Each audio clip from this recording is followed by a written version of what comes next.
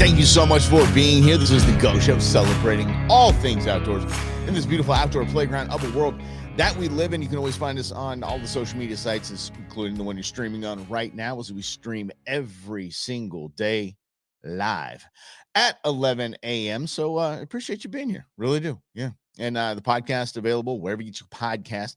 Apple, we're having a problem with. It's okay. We're going to get that fixed. No big deal. Apple Music will be up soon enough, or Apple Podcast, whatever it's called. So we're going to be just fine being up there in just moments. But Spotify, Google, YouTube, you got it. We are here and streaming live. So let's do this. This is very interesting. There's a couple of things that we're going to have to cover with the NRA today.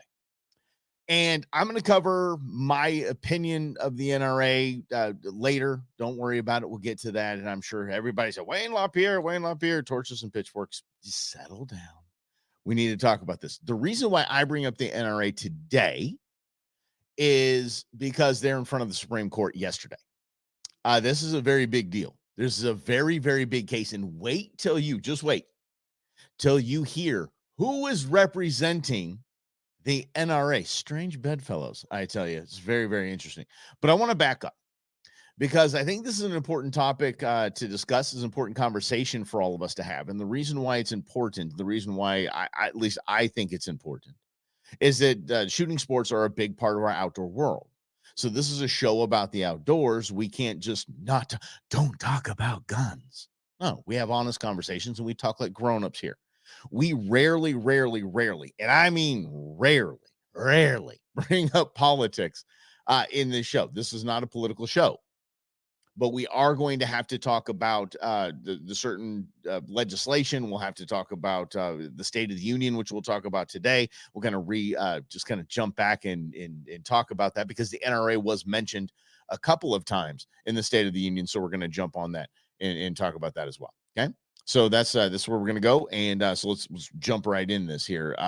I am a firm believer, and I think I'm right in saying this. I'm a firm believer that the vast majority of gun owners in this world, responsible firearm owners in this world, want to see an end to gun violence.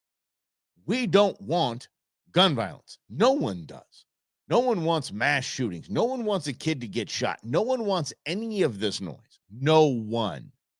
So if we move along with just that premise alone, and that we want to do something as well, but something that doesn't infringe upon our Second Amendment rights, here we go. That's where we need to go.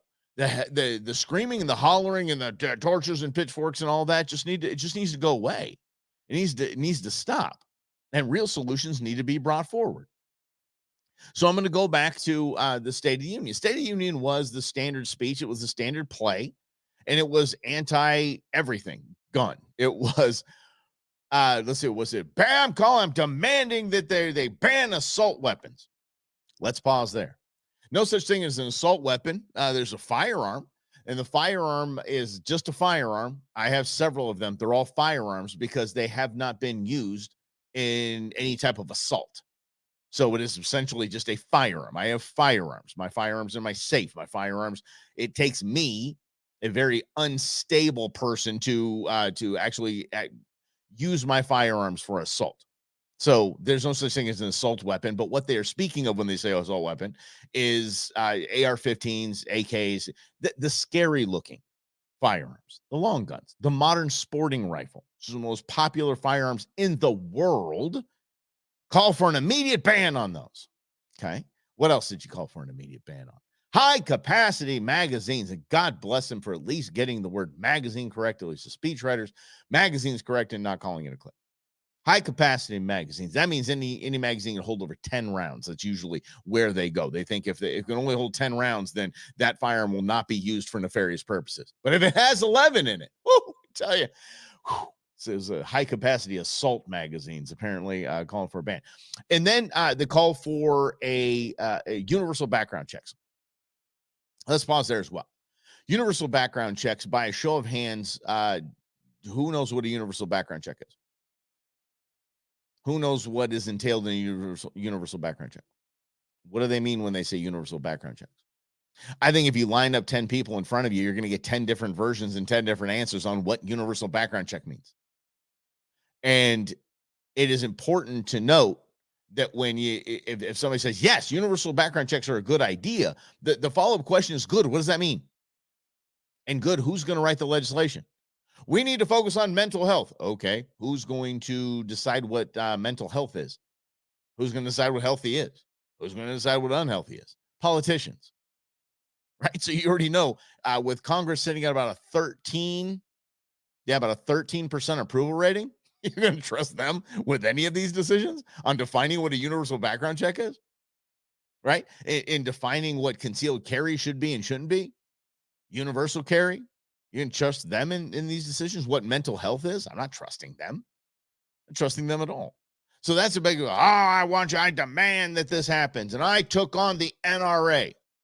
That's what he said. That's why we're talking about the State of the Union. I know it was back a month ago, but I want to talk about it because NRA is back in the news with the Supreme Court case. So the NRA, this is wild to me, was brought up as I beat the NRA and passed the most comprehensive firearm legislation in some 4 decades or something like that. He set up an Office of Gun Violence Prevention in the White House. Isn't that cute? I don't care who it is. Republicans, I don't care if it's some corporation. I don't care what it is. Democrats, I don't care. Setting up an Office of Gun Violence Prevention in any capacity is not, you're not even dealing with an issue. You're doing stuff for the sake of doing stuff. And that's quite literally it. One of the things in there that I don't know if you caught, I rewound it this morning thrice. So 3 times I went back and saw the president talking about his time, talking about taking on the NRA. When he was announcing the bans on what he called assault weapons, high capacity magazines, and demanding universal background checks, he claims, I'm not kidding.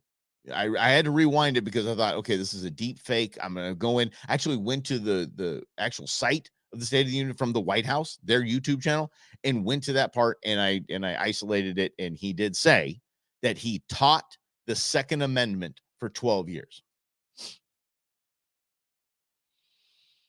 This is what we're up against, folks. Quite literally, this is what we're up against. The man is the leader of the free world, and he has an administration, does not like firearms, doesn't like your ability to carry firearms, and claims he has taught the Second Amendment for 12 years. He didn't teach anything for 12 years. As a matter of fact, he was what was it called? Professor of practice at the University of Pennsylvania. Professor of practice. That means forum discussions and public appearances. He never taught a class. And he did that, by the way, for just 2 years. Taught the Second Amendment for 12 years. No, you didn't. And why does the Second Amendment need 12? Second Amendment doesn't even need 12 minutes of teaching. It's very clear. Quite literally very clear. But here's the deal. With all of these things and these calls for a ban on this and a ban on that, it's barking up the wrong tree. It's doing nothing. You see, if you wanted to really, if this were about gun violence prevention and you wanted to take on outdoorsmen, shooting sports enthusiasts like us and punish us for something that we didn't do, we didn't have a part of, nor will we ever do or have a part of. If it were truly about preventing gun violence in this nation, you'd ban handguns. That's it. And if you want to just ban violence altogether, you're going to go after clubs, knives, bats. That's what you're going to have to take on, because these modern sporting rifles are, I think, make up less than 1% of gun deaths in this nation. Less than 1%. That's a big deal. Less than 1%. Knowing that fact alone would make you scratch your head and go, why do they want to ban ARs? Why? That doesn't make sense. It's not supposed to make sense. And it's not about gun violence prevention. It's literally about control and getting the win and saying you did something. It's exactly what it is. It's the DC way. So before we talk about the NRA in the Supreme Court, Before we talk about that, I want to talk about the NRA, my stance. And this is just my show. These are my opinions. I'm not saying this fact. You shouldn't. I'm telling you. Why, Mike, are you a lifetime member of the National Rifle Association? There's several reasons why. I'm going to get my buddy Travis, who works for the NRA. I would like to have him on this program. I'm going to meet up with him this weekend. Hopefully, we can book something for next week because I want to know what's going on. You know, what's the current state of the NRA? I'd love to know. But the best explanation I have ever received from joining the NRA came from my good friend Tim Forshee. If you're here locally and you're looking for a concealed carry course, he's at Scottsdale Gun Club. He's the best. He's one of the most brilliant men I've ever known, and he's an attorney, and he's trust me, he's the one you want to know. He's a volunteer sheriff. The guy's the real deal. But he said he was talking to a room of people, and he said, "How many?" So I'll ask you, how many of you are registered Republican? How many of you are registered Democrats? How many of you are registered independents? Okay. Now, how many of you voted for this person? How many of you voted for that person? Let me ask you this. Now that you've done that, you've actually committed to that group, whether you're Republican, Democrat, you committed to the group, whether you voted for somebody, you voted for that person, you committed to that person. Do you agree with everything that person says? Do you agree with everything that person does? Do you agree with everything they legislate or their past voting record? No. Do you agree with everything the Republican Party does? No. Do you agree with everything the Democrat Party does? No. Do you agree with every independent candidate that you see? I mean, I think there's two currently, and that's Kirsten Sinema and Field to Bernie Sanders. Do you agree with them? Everything they do? No, but you're an independent. Why would you say you're an independent? Join the NRA. I know you don't agree with everything the NRA does, and the Wayne LaPierre days are gone. And by the way, there was a lot of good things that Wayne LaPierre that happened under Wayne LaPierre's leadership. So we'll talk about that as well in a bit. But the NRA quite literally is the only thing standing between you and Washington, D.C. when it comes to trying to take your Second Amendment away, period. There's smaller groups out there. They're powerful as well, but when it comes down to it, it's the NRA. It really is.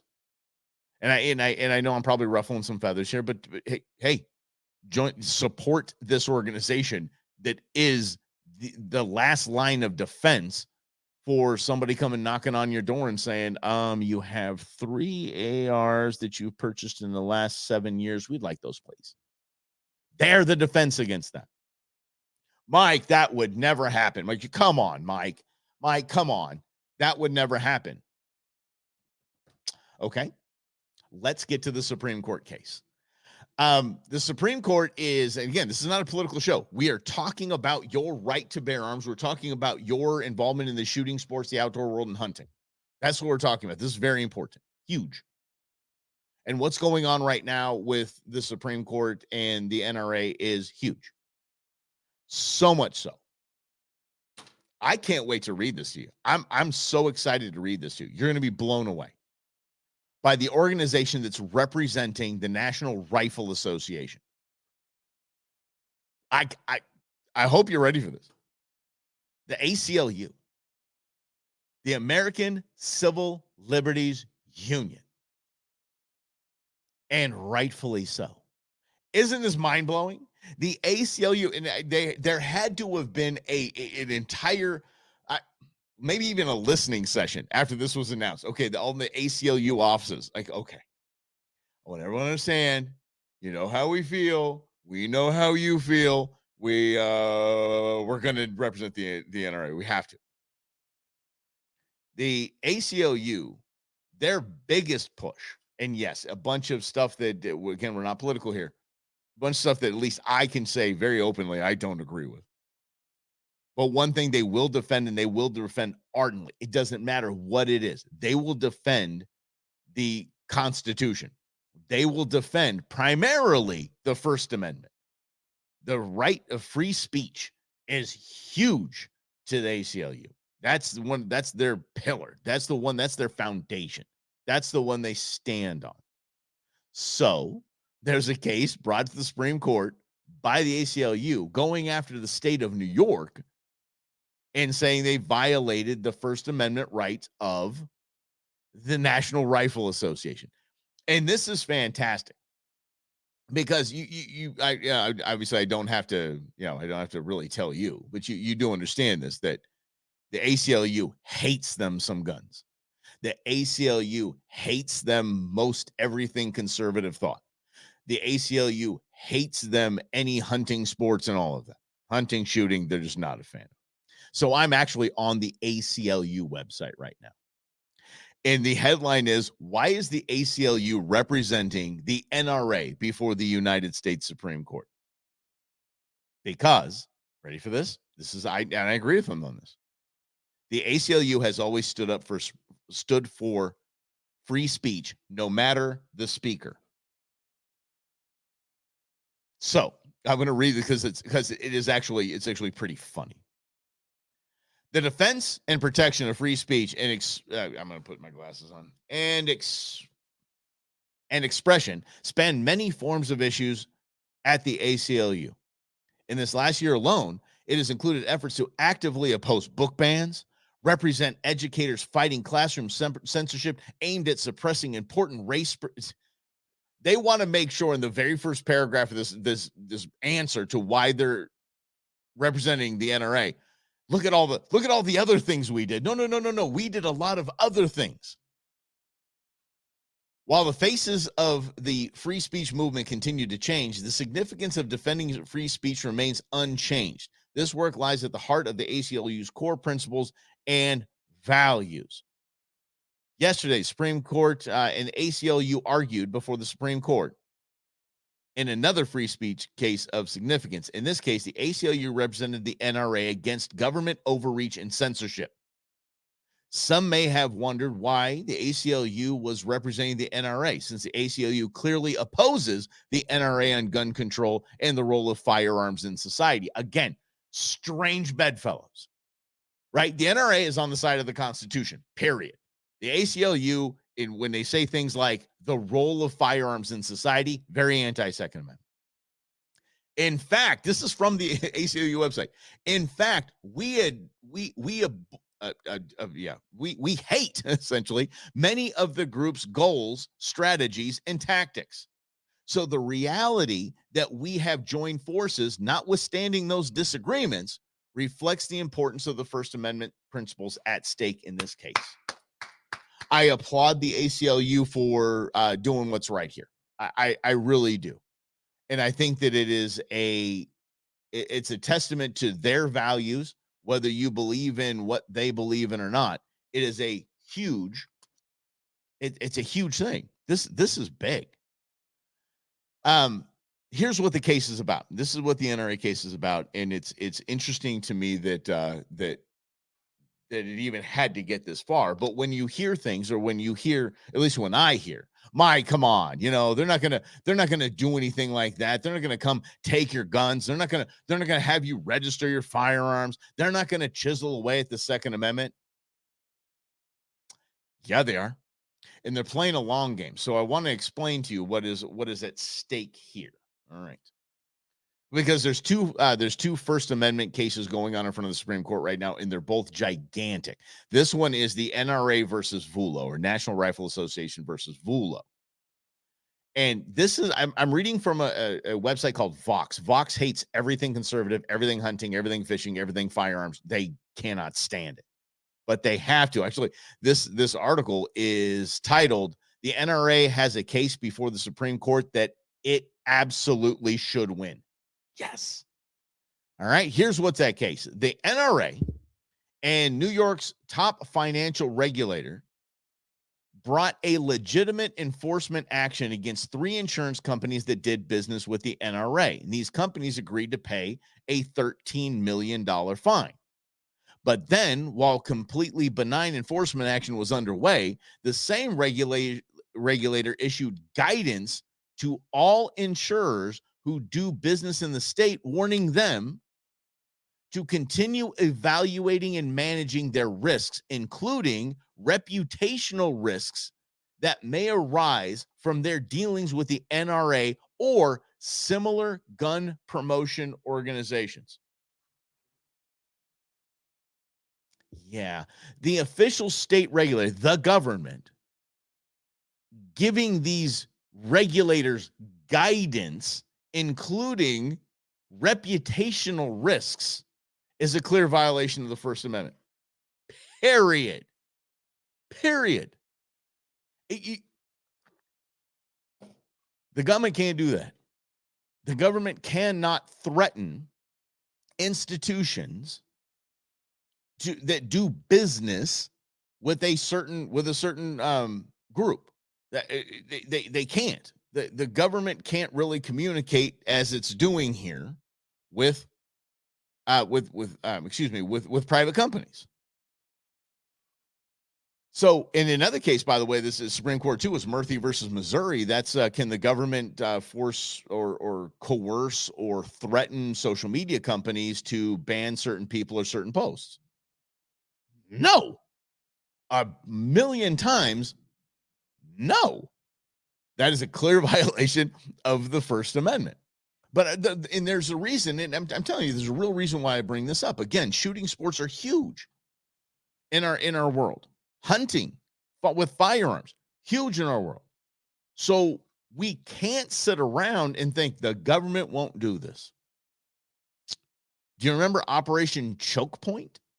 Operation Choke Point was an administration rule essentially to banks, a threat to banks, a strong arming to banks. I think what was the line? Boots on the necks. Yes, of these. That's why choke point, right? So of financial institutions to not encouraging them or threatening them to not do business with firearm and ammunition manufacturers and the retailers that sold it. Again, a flagrant violation of the Constitution of the United States of America. Wait, what? No. And that would be just like the government saying, hey, that Go Show with Mike Russell. He's talking about the NRA today. He's speaking to the NRA, and I don't know. He might have been inciting violence because he talked about firearms. He talked about how his firearms never escaped from the safe and went and shot anybody. I think he said shot anybody. I think that means he's a call to violence. I think you need to take his show down in the YouTube and Facebook and Twitter. Say, okay. And they take it down. It's a flagrant violation of the First Amendment of the United States of America. That's why the ACLU is representing the NRA. I'm encouraged, actually, because if you've known me for the past 11 years on the show, I've been let's just talk like grownups, especially this. We'll get to this in a minute with the auction tags. Again, there's just been a bunch of mudslinging and anger, and I have been called to bring some peace. Just talk like a grown-up, okay? So if the ACLU hates the NRA, NRA hates the ACLU, and there was such a government overreach, such a flagrant violation of the Constitution, the both of them teamed up before the Supreme Court, that alone should encourage you. That should be encouraging that, hey, we might get this right. We might get this right. And that's going back to, and if you want to give money to the ACLU, give money to the ACLU. If you want to join the NRA, join the NRA. But that goes to show you as well that sides can get along that are outside of politics. They can get along. And I think we should. Can't we all just get along? All about it. And it also shows that the NRA truly is under fire by elected officials. And once they under fire was pun not intended by elected officials trying to run them out of business. So there's no defense, but I mean, there's no shield between our Second Amendment and you. There's no, and the government taking it away. There's no shield. The NRA is that shield. So do with your money what you do with your money. But I am a member of the NRA. No, oh, but they did this and they did that again. Okay, I mean, I love my kids unconditionally. I don't like a lot of stuff they do. I'm not gonna stop being their dad. Yeah, I'm all in. Yeah, signed up for that. So I'll keep you posted on what's going on with this. Usually, it's around June that the Supremes come out with their ruling. So we'll definitely keep an eye on this, and it's very important. It is very, very important case. So we're gonna check this out. And by the way, when it does go toward, I mean, I would be I wouldn't be surprised if it is a solid majority win in this case. And when it does come out, it's a giant flex on elected officials. Don't try to jack with our Second Amendment. Just don't. Don't. You keep trying. You're going to keep on trying, and we're going to keep squashing you, because that's the beauty of the checks and balances that we have. Hey, thanks for hanging out. This is the Go Show, celebrating all things outdoors in this beautiful outdoor playground of a world that we live in. That's why we talk about firearms. Firearms are a big part of our outdoor world. So in the shooting, sports, and hunting. So that's why we do it. I did mention the auction tax. I want to come back to that. And for those of you who don't know, the Arizona Game and Fish Commission has voted to eliminate in the future their commission tags, their special tags, eliminate the ability for the receivers of these tags to auction them off. And that has caused a big, giant kerfuffle, and rightfully so. And again, I'm going to be very clear. I actually talked to the commissioner last night and again reiterated, I am not I'm not a fan of that decision at all. So, but we are here we are, and we have to figure things out. I talked to a good friend of mine, and he runs one of the biggest wildlife conservation organizations in the state. It's the big one. And he said that, there's some people that are pretty wrangled up. They're pretty riled up about you when you interviewed Commissioner Guggenauer, who brought forth the motion to eliminate auction tax. That kind of took me back a little bit. A couple of things that I want to say, just as me. This is just Mike Russell speaking, and I really hope that you can give me a minute in this. It took me back, first of all, because I have, for 11 years on this program right here, for 11 years, I have stood right by and behind and promoted and advertised and gave a voice to a lot of these critter groups. And this is all gratis, just because I believe in conservation. I believe in these organizations. They're doing the right thing. They're doing everything. They're doing on the ground stuff that Game and Fish just doesn't have the capacity to do. And I love them for it. And I've stood by them for over a decade. So to think that I am not on their side in any capacity is disheartening, and it's wrong, because I am 100% on the critter group side. There's no two ways about it. I am. And that's what you know of me, and that's why it was disheartening. Yeah, okay. But also the interview with Commissioner Guggenauer, and I encourage you to go back and check out the podcast. I thought it was a good discussion between two people that don't agree with this subject. I gave him a lot of credit for being a man that stands on principles. And I will, if this is your principle and you're going to stand in opposition, in front of opposition, and make that move, I respect you for that. And that's just man to man. Some of the feedback I got was I was too nice. Well, I respect Jim Guggenauer, Commissioner Guggenauer. I know him. I work with him. And I respect his background. I respect what he does currently. I respect his wanting to volunteer for another 5 years on the commission. Those are the type of people you want, that want to volunteer. And my business model here at the Go Show is not to rub people's face in the mud, period. Just what it is. I know I did I talked about the State of the Union, and I took it to the president a little bit, but I mean, it's about the extent of it. It's not my model. So I wanted to state definitively right here in this show that I am 100% behind the critter groups, the WCOs, the wildlife conservation organizations. I'm 100% behind them. I stand with them in opposition of what the commission did, but it's now time to move on and find a solution. What's done is done. We are where we are. It's time to move forward and find a solution. And if I'm judged for that, fantastic, because I'm just going to talk like a grown-up and do exactly what I would encourage my kids to do. Y'all work it out.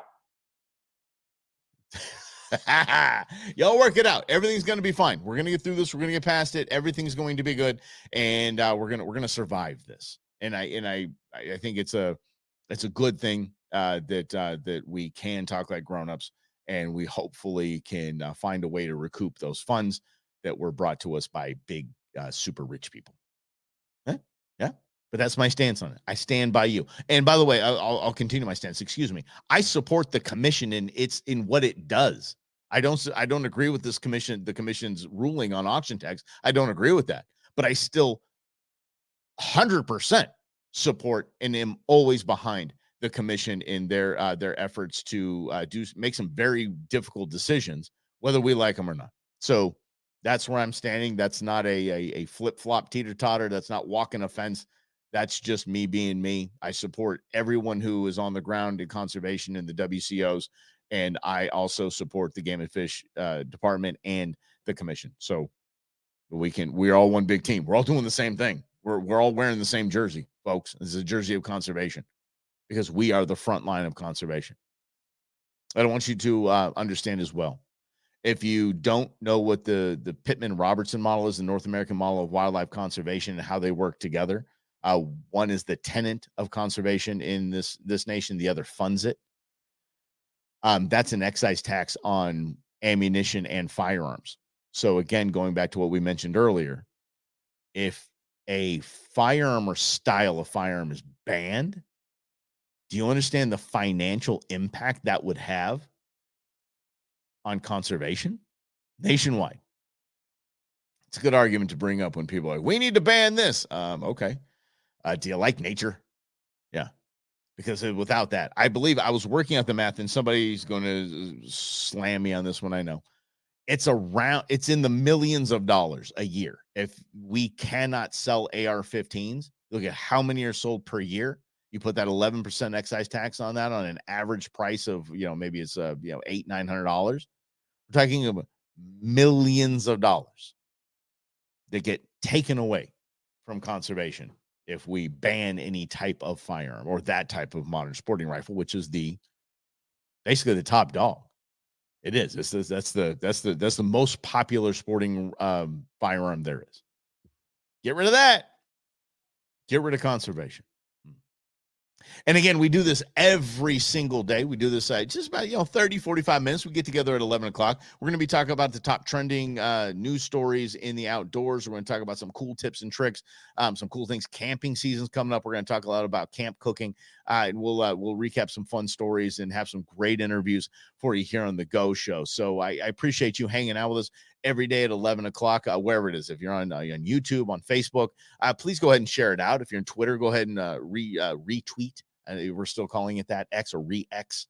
I'll get it someday. Just keep sending it out and let your pals know. Hey, these guys talk about the outdoors on during the week when no one else is talking about the outdoors during the week. It's usually reserved for weekend programming on both television and on radio. So here we are streaming about the outdoors every day at 11 o'clock. Thank you so much for hanging out with me. We'll see you tomorrow at 11. We'll see you there.